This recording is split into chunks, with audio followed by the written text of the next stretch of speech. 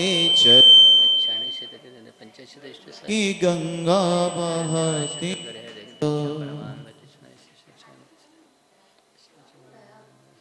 चरण की धूल बाबा चंदन गुलाब बने, जिसने भी लगाई मस्तक उसकी तकदीर बने।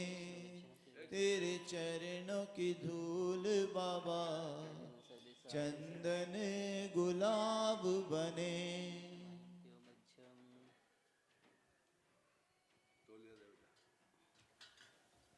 चलिए सभी आ जाइए, अपने अपने अपने आसान बैठ जाएं।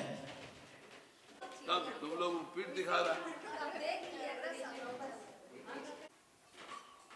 ईश्वर नाश करो विधि के वंदन।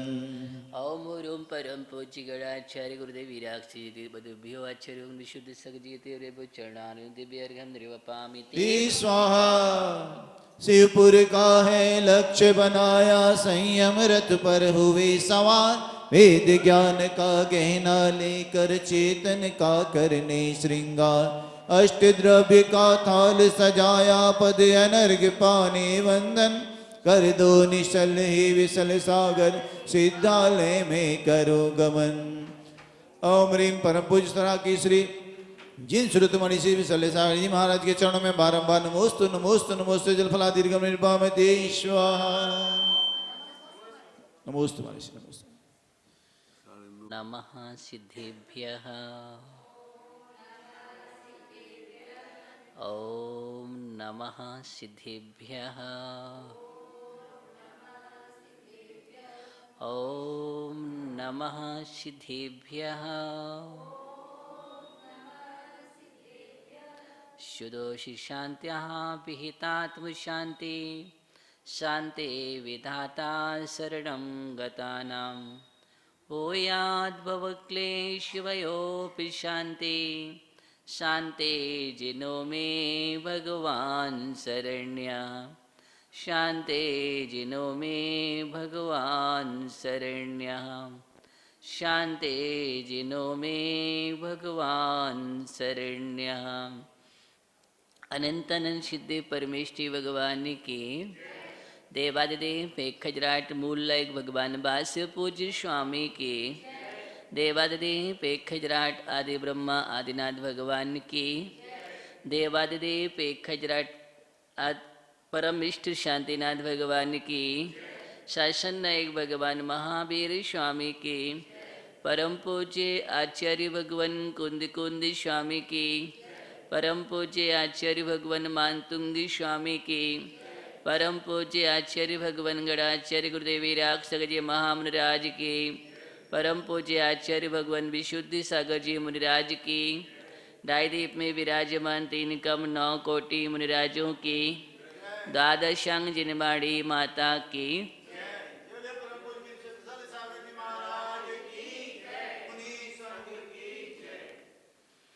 हम सभी आचार्य मानतुंग स्वामी की वह अद्भुत भक्ति युक्त, निष्ठा और समर्पण से युक्त महाकाव्य महास्तोत्र भक्तामर जी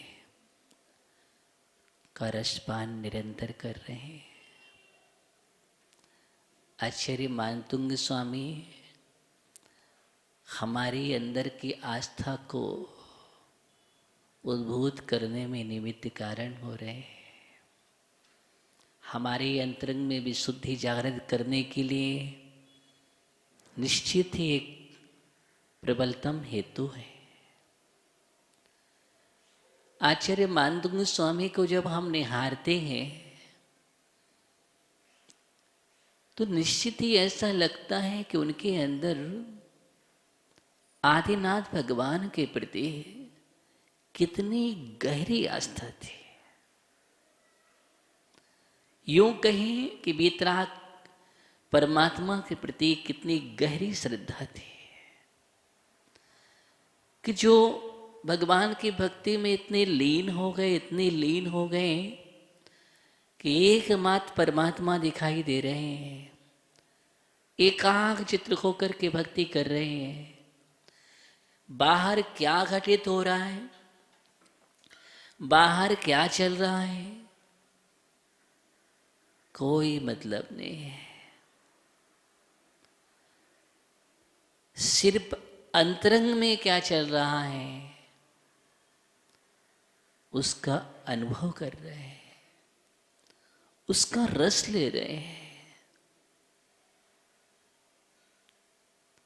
और उस रस ले करके आनंदित हो रहे हैं। लेकिन उस रस के माध्यम से कर्मों के विपाक का रस जो था, पुण्य प्रगतियों का रस वृद्धि को प्राप्त हो रहा है। जो पुण्य प्रगतियां द्विस्थानी थी वो चतुस्थानी हो रही हैं। अर्थात जो खांड शर्करा और मिठास मधुर होती हुई मिश्री और अमृत की तरह हो रहे हैं, द्विस्थानी से चतुस्थानी वृद्धि हो रही है, क्योंकि पुण्य की वृद्धि हो रही है। जब भक्ति चलती है, भक्ति और आराधना की यही विशेषता है कि जब हम पूर्ण समर्पण के साथ एकाग्रचित्त होकर के अपने आराध्य प्रभु देवादिदेव वितराग भगवान की आराधना स्तुति करते हैं, तो उस समय जो तन्मयता की बेला होती है, किसकी बेला? तन्मयता की बेला होती है। और वास्तव में तन्मय हो जाने का नाम भक्ति है। तन्मय हो जाने का नाम भक्ति है। जब तक हम तन्मय नहीं हुए तब तक भक्ति नहीं चल रही है। और जब तन्मय हो जाओगे तो आपको पता नहीं कि आपका बैठा हुआ पड़ोसी भी क्या पढ़ रहा है, आपको नहीं मालूम। क्या कह रहा है आपको नहीं मालूम। कौन आ रहा है, कौन जा रहा है, मुझे नहीं मालूम। किसकी आवाज आ रही है, मुझे नहीं मालूम। ये कब होता है? तन्मयता की बेला में। भक्त जब इतना लीन हो जाता है, इतना सल्लीन हो जाता है कि उसके लिए एकमात्र परमात्मा की ध्वनि सुनाई दे रही है, वीतरागता की ध्वनि सुनाई दे रही है। आंखों से भी दिख रहे हैं तो वीतराग प्रभु दिख रहे हैं, कानों से सुनाई दे रही तो उनकी देशना सुनाई दे रही है।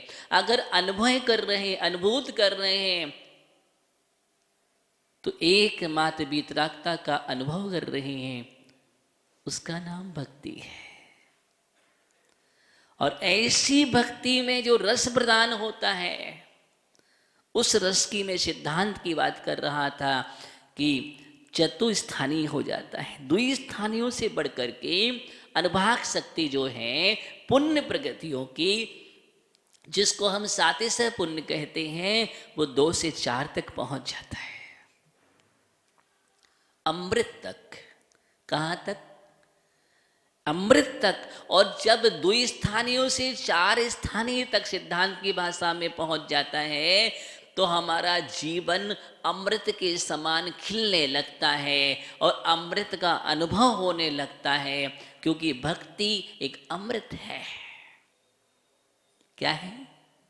भक्ति एक अमृत है। और उस अमृत का पान करने वाला जीव कहते अजर अमर हो जाता है। अजर अमर का मतलब क्या है? अर्थात उस भक्ति के प्रभाव से वह ऐसा मार्ग मिल जाता है, उसके लिए वह रास्ता मिल जाता है जिस मोक्ष मार्ग पर चलकर सिद्धत का वर्ण कर लेता है। और सिद्धत का वर्ण कर लेना अजर अमर है। अथवा यूं कहेंगे वह मृत्युंजयी हो जाता है। मृत्युंजयी का मतलब है जो हम बार बार मरण कर रहे थे, बार बार मृत्यु हो रही थी, उस मृत्यु को जीत लेता है। अथवा यूं कहेंगे उसके जीवन में कुमरण नहीं होता है। क्या नहीं होता है? कुमरण नहीं होता है। और कुमरण नहीं होना ही मृत्युंजयी अवस्था को प्राप्त करना है। उस भक्त की अपेक्षा से और पूर्ण मृत्यु को जीतने मृत्युंजयी है। वो हमारे परमात्मा होते हैं, आराध्य होते हैं। तो देखिए, तन्मयता की बेला की चर्चा कर रहे हैं हम। जब भक्त तन्मय हो जाता है भगवान की आराधना करते करते, उस समय उसके लिए वो परम तत्व दिखाई दे रहा है और आत्म तत्व दिखाई दे रहा है। आत्म तत्व और परम तत्व के अलावा कोई बाह्य तत्व दिखाई नहीं देता।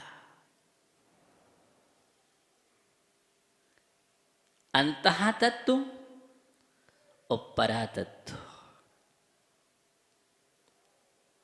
तीन प्रकार का तत्व होता है। एक बहिर तत्व, एक अंतः तत्व, एक परम तत्व। भक्त तन्मयता की बेला में बहिर तत्व से परांगमुख है। उसके चिंतन में, उसके अंदर में बहिर तत्व का कोई विकल्प नहीं है। अंतः तत्व के साथ उस परम तत्व में लीन है।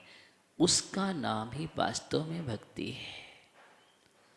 उस भक्ति तक मुझे पहुंचना है, क्योंकि भक्त अंतरात्मा होता है, बहिरात्मा नहीं होता। यानी भक्त वही है, अंतरात्मा। अंतरात्मा कौन? जो सम्यक दृष्टि है। और संपन्न दृष्टि कौन? अंतर्मुखी है।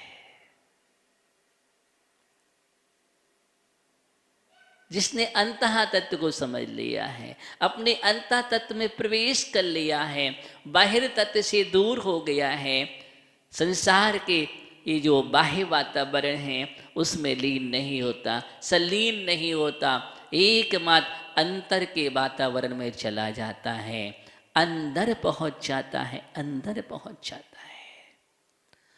उसका नाम है अंतरात्मा। कौन सी आत्मा? इसी आत्मा को समझना जरूरी है। अंतरात्मा बन गए तो परमात्मा बन जाओगे, सुनील भैया। और जब तक तुम अंतरात्मा नहीं बने ज्ञानी, तब तक तुम परमात्मा नहीं बनने वाले हो। धर्मात्मा की सच्ची परिभाषा अंतरात्मा है। जो अंतरात्मा है वो धर्मात्मा है।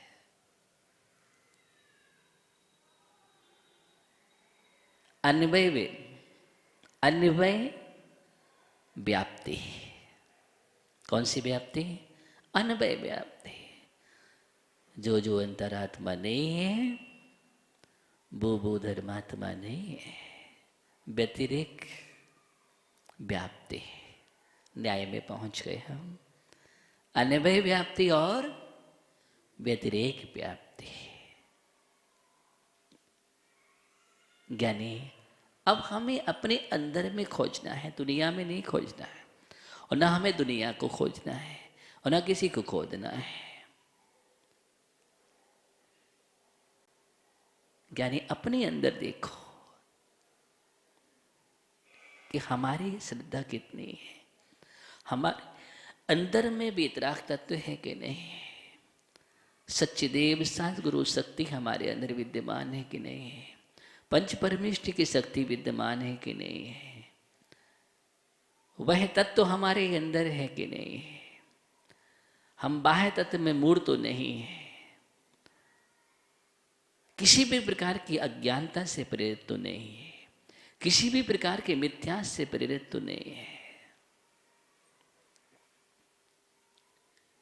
ये हमें खोजना है। कहाँ पर ज्ञानी? कहाँ पर खोजना है? क्या नाम है? केतन के वैभव? केतन ज्ञानी है। मुझे अपने अंदर में खोजना है कि हम कहाँ हैं, हमारी श्रद्धा किस क्वालिटी की है, हमारी आस्था किस क्वालिटी की है। आस्था की क्वालिटी होना चाहिए। श्रद्धा की क्वालिटी, जिस दिन तुम्हारी क्वालिटी मानतुंग आचार्य जैसी श्रद्धा की क्वालिटी से मेल मिलाप करने लग जाएगी, प्रकाश चंद जी उस दिन जीवन में प्रकाश हो जाएगा, हो जाएगा उस दिन, एकदम गारंटी है। जैसे वहां ताले टूट गए हैं, बेड़ियां खुल गई हैं, कारागिर के दरवाजे अपने आप खुल गए हैं, मानतुंग आचार्य बाहर पहुंच गए हैं, ऐसे ही आप भी कर्मों की बेड़ियां खुल जाएंगी और आप भी स्वतंत्र अपने स्वभाव में विचरण करेंगे, पहुंच जाएंगे। विभाव के जितने ताले हैं, जंजीरें हैं, वो सब टूट जाएंगे। बाहर की विपत्ति की बात नहीं गिरी, वो तो अपने आप दूर हो जाएंगी। जब अंतरंग की बात कह दी हमने, आध्यात्मिक पक्ष कह दिया, तो व्यवहारिक पक्ष तो अपने आप सुंदर हो जाएगा। जिसका आध्यात्मिक पक्ष प्रबल है, अच्छा है, उसका व्यवहारिक पक्ष अपने आप सुंदर होगा। जिसने अध्यात्म का जीवन जीने की आदत डाल रखी है, जो प्रयास कर रहा है, पुरुषार्थ कर रहा है, उसका जीवन अलग होता है। वो धीरे धीरे महान पुरुष का जीवन बन जाता है, श्रेष्ठ पुरुष का, दिव्य पुरुष का जीवन बनता है, आध्यात्मिक जीवन। और सही जीवन जीने की कला अध्यात्म ही है। और एक भक्ति का अध्यात्म की बात कर रहा हूं यहां, चलते हैं भक्ति की अध्यात्म। भक्ति का अध्यात्म क्या है?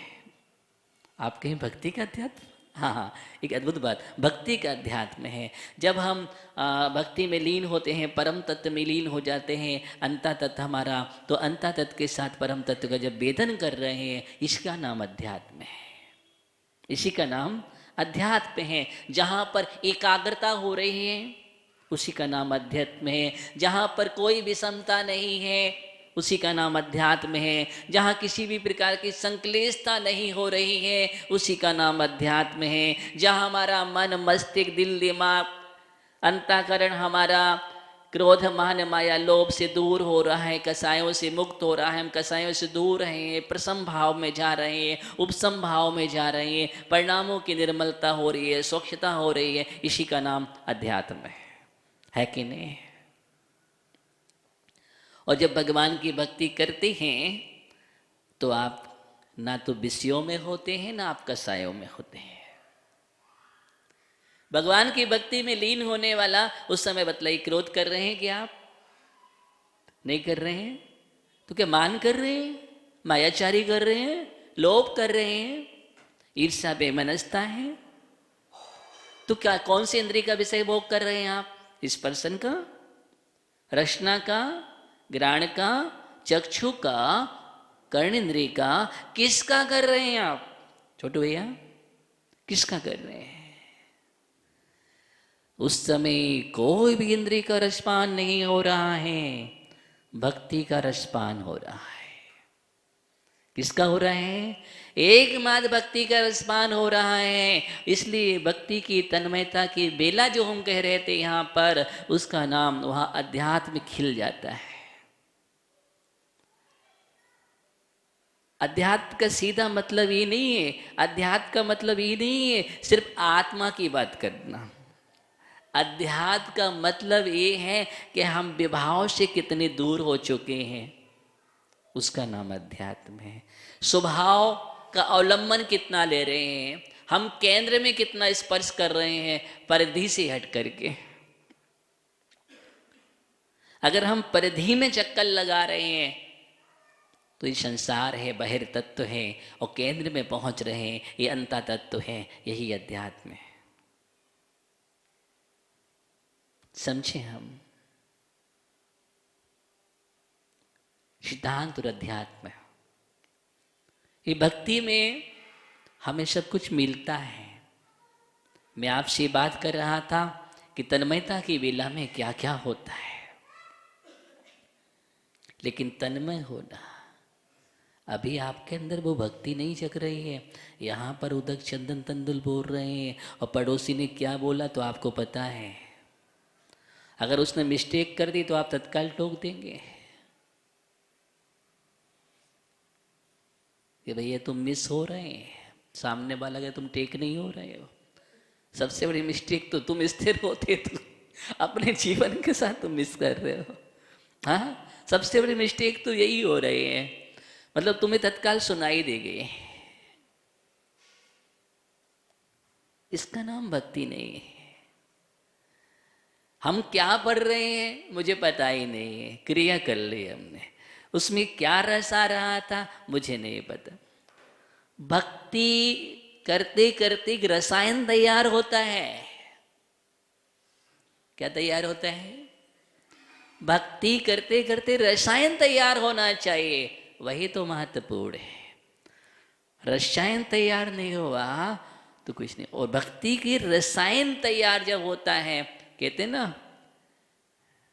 कि उस रसायन के प्रभाव से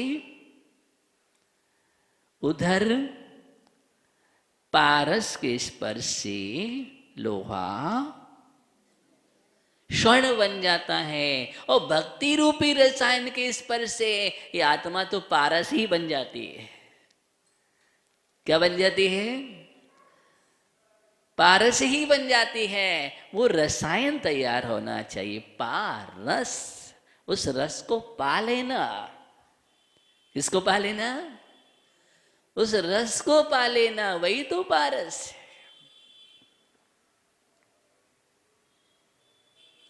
ऐसा रसायन तैयार। देखो मानतुंग स्वामी बैठे हैं, एकदम लीन हो गए, तन्मय हो गए। अब वो जो रसायन तैयार हो रहा है, और ऐसा अद्भुत रसायन, वो रसायन ही काम कर रहा है।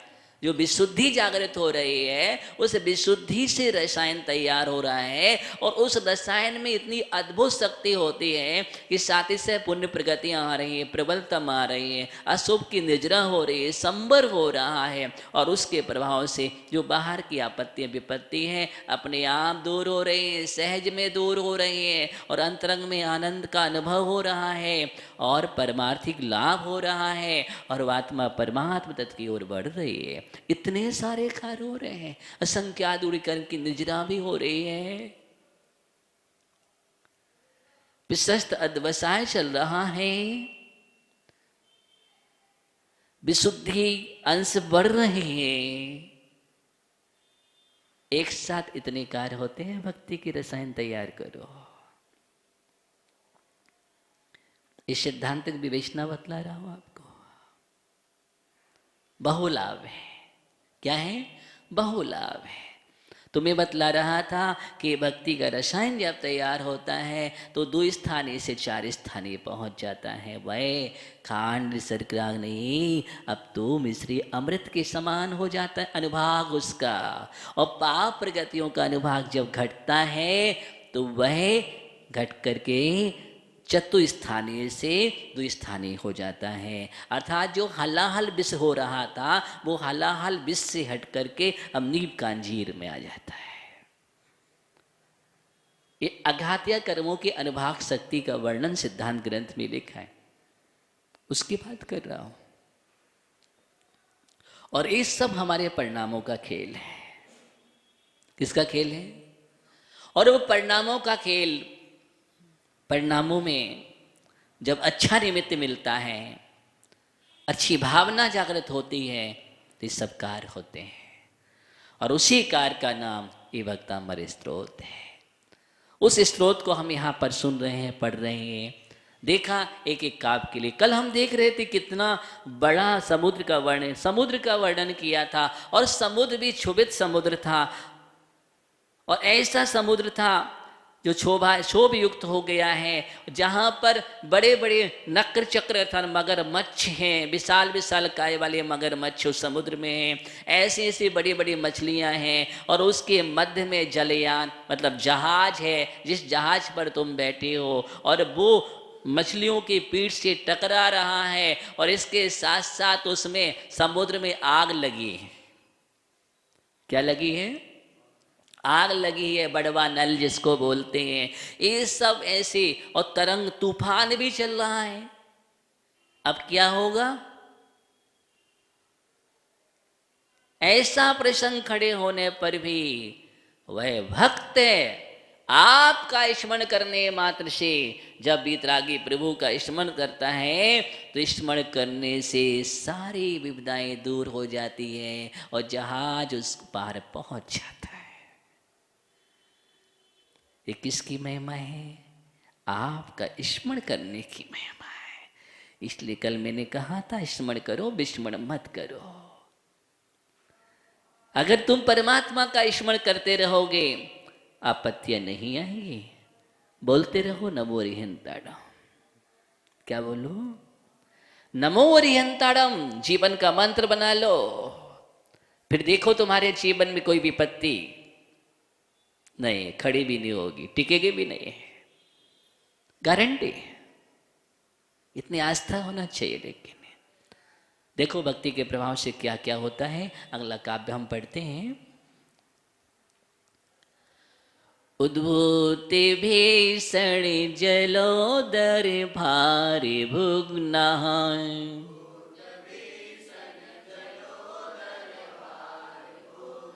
शोच्यां दशामुपि गताश्च्युत जीविताशाः।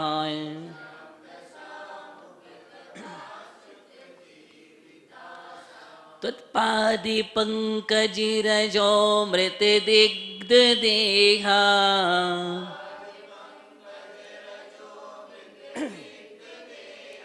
मर्त्या भवन्ति मकरध्वज तुल्यरूपाः।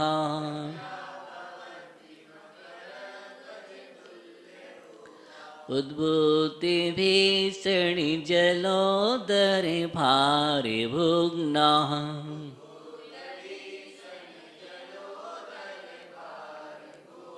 शोच्यां दशामुपि गताश्च्युत जीविताशाः।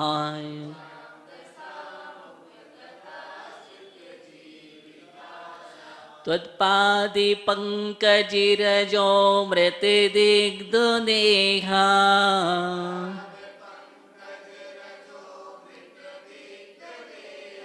मर्त्या भवन्ति मकरध्वज तुल्यरूपा।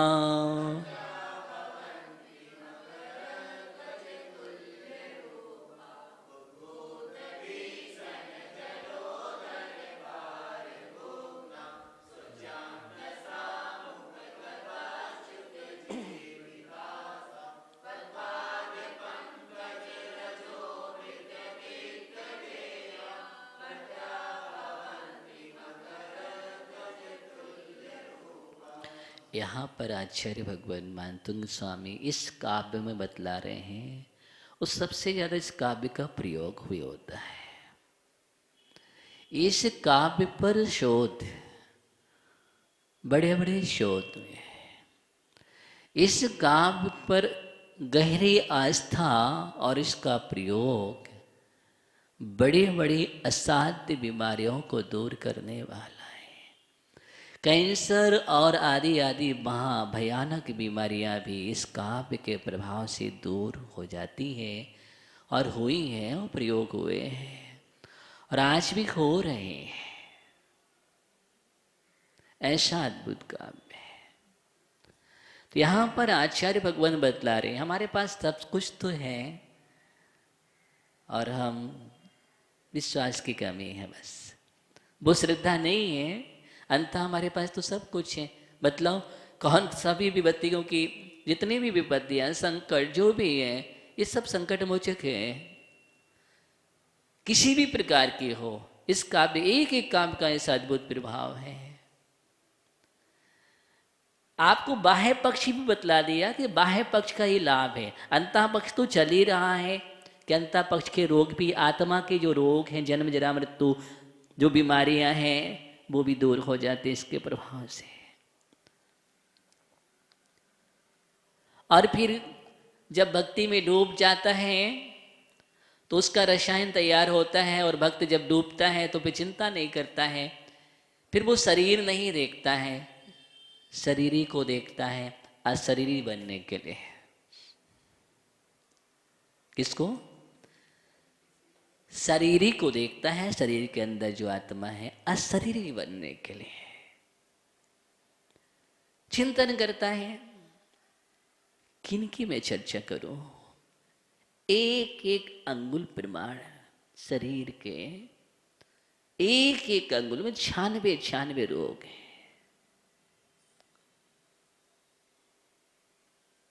पूरे शरीर की जब गणना होती है 5,68,99,584 रोग है। कितने?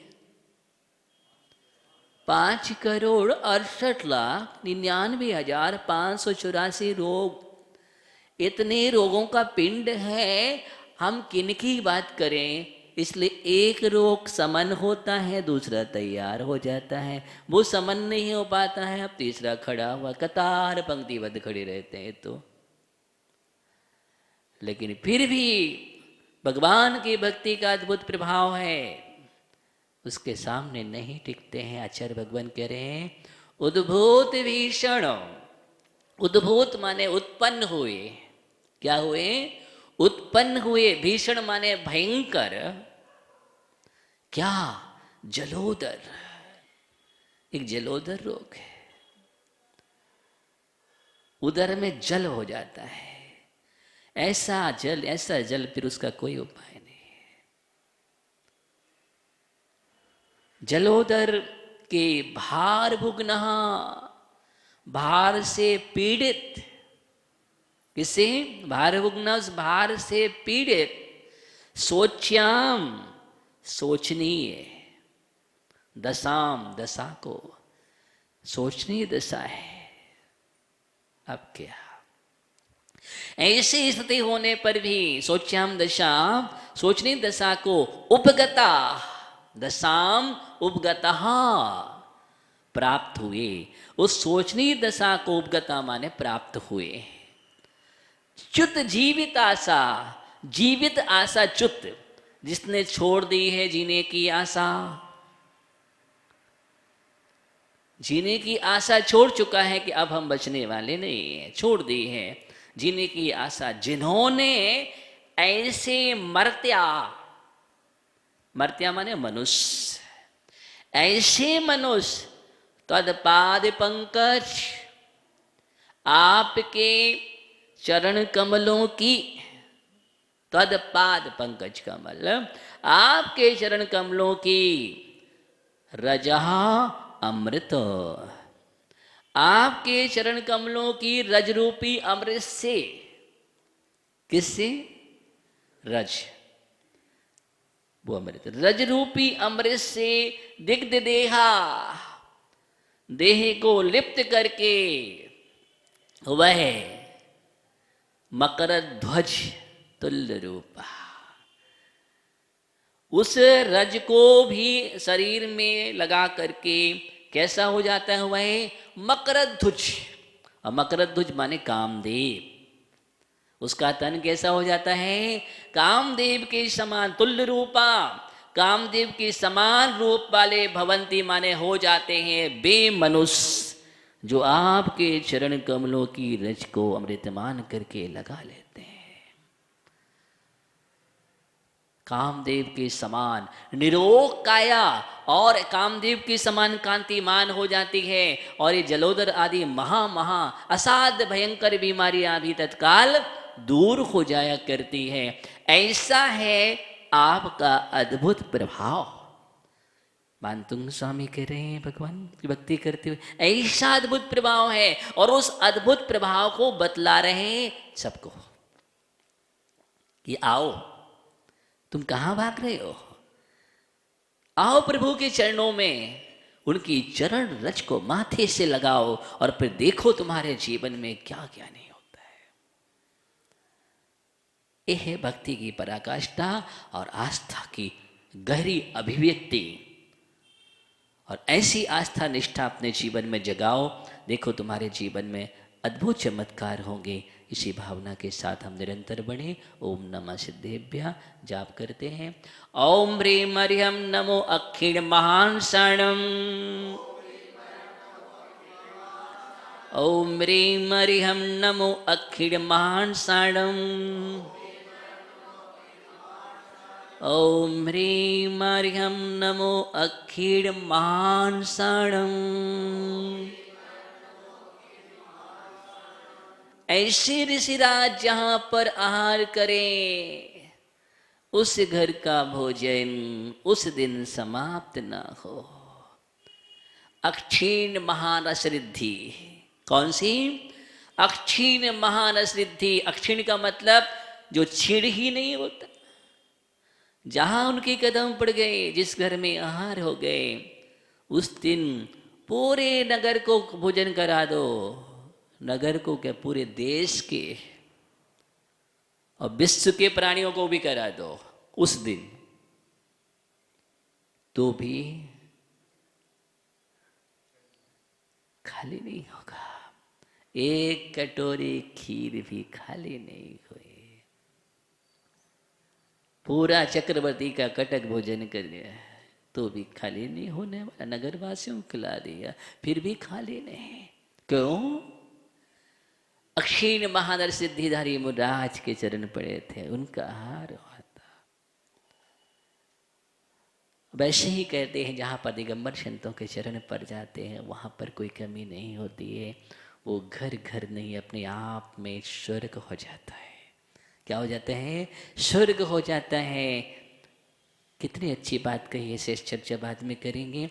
ऐसे हम अक्षीण महान सिद्धिधारी मुराज के चरणों में बार बार नमन करते हैं, वंदन करते हैं। नमोस्तु स्वामी। ओम नमः सिद्धाभ्याम।